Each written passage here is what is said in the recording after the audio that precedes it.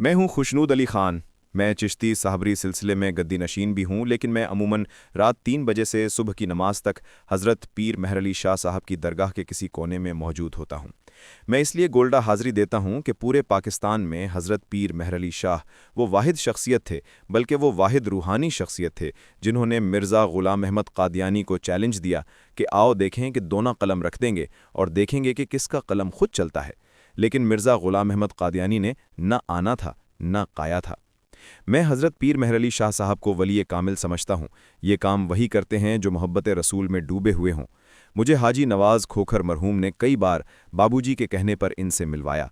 मौजू क्या होता था उसका अभी मैं जिक्र नहीं करूँगा, लेकिन ये वो दौर था जब मैं ख़बरें का एडिटर और मालिक था, जब ख़बरें अखबार शोहरत की बुलंदियों को छू रहा था।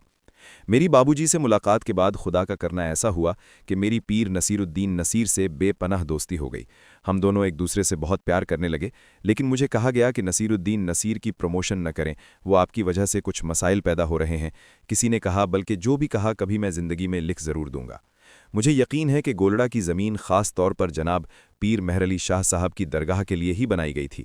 पीर मेहर अली शाह की फ़यूज़ व बरक़ात की वजह से ये ख़ास जगह है जहाँ आशिक़ रसूल दफन है, जहाँ इन्हीं दिनों हज़रत पीर मोइनुल हक़ गिलानी के साहबजादे पीर सैयद फ़रीदुल हक़ का विसाल हुआ है। मैं कई बार पीर फ़रीदुल हक़ साहब के पास से भी गुज़रा हूँ और पीर मोइनुल हक़ गिलानी के पास से तो कई बार मेरा गुज़र होता है, लेकिन न वो पहचानते हैं और न कभी मैं उनका जिक्र करता हूँ। मैं समझता हूँ कि पीर मेहर अली शाह की तमाम औलाद कोई ख़ास फैज़ हासिल है जो आइंदा नस्लों में भी जारी रहेगा।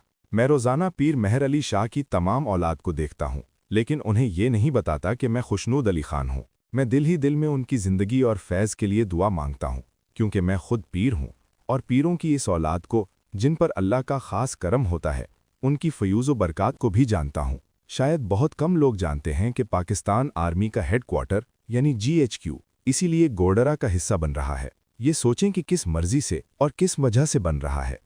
ये भी बताता चलूं कि घोड़ला के इर्द गिर्द इस्लामाबाद के हिस्से में भी और हरीपुर के हिस्से में भी आवानों के कई गांव हैं।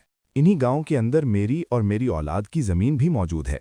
मैं इसीलिए गोडरा के गिर्द आबाद होना चाहता था। अगर अल्लाह ने कभी हिम्मत और तौफीक दी तो मैं वहाँ आबाद होऊंगा। गोडरा एक ख़ास जगह है, इस पर भी आइंदा मैं प्रोग्राम करता रहूँगा।